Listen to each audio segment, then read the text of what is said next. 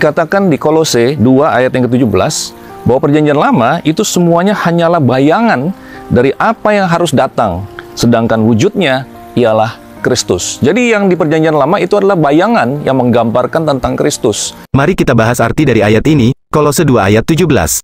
Semuanya ini hanyalah bayangan dari apa yang harus datang, sedang wujudnya ialah Kristus. Ayat ini merupakan bagian dari surat Rasul Paulus kepada jemaat Kolose. Dalam bagian sebelumnya, Paulus berbicara tentang berbagai peraturan dan aturan yang banyak dipegang oleh orang-orang Yahudi pada zaman itu. Ia menyatakan bahwa peraturan-peraturan tersebut hanyalah bayangan atau gambaran sementara dari hal-hal yang lebih penting yang akan datang. Penting untuk diingat bahwa dalam tradisi Yahudi, ada banyak hukum, peraturan, dan tata cara upacara yang diwariskan dari zaman Musa dan Taurat. Namun, semua hal ini dimaksudkan untuk menunjuk kepada sesuatu yang lebih besar, yaitu kedatangan Mesias, yang dalam perjanjian baru disebut sebagai Kristus.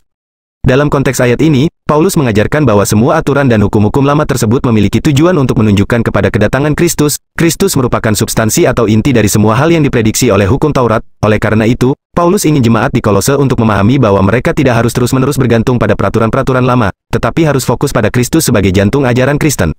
Ayat ini mengandung pesan penting bagi umat Kristen, yaitu untuk memahami bahwa Kristus adalah pusat dari iman mereka. Iman dan hidup Kristen tidak hanya tentang mengikuti aturan-aturan dan tata cara tertentu, tetapi lebih tentang hubungan pribadi dengan Kristus dan hidup sesuai dengan ajarannya. Kristus adalah substansi dari keyakinan dan harapan mereka, dan segala sesuatu dalam perjanjian lama menunjuk kepadanya.